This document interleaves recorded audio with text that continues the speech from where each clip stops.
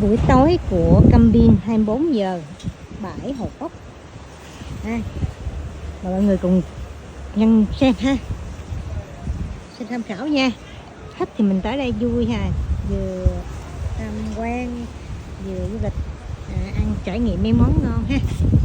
Hải sản đây đẹp không đó, buổi tối chuẩn bị ha, 6 giờ mình có cái món này, mâm này, hôm nay 4 người nè ha, 4 người nhiều gì nè, 4 người nha, cũng là 4 người nha, là 4 người nè ha, đang chuẩn bị ra cho khách nè ha, rau nữa các thứ nữa ha. Giờ đi lên, chạy đi lên, buổi tối là biển cực đẹp luôn.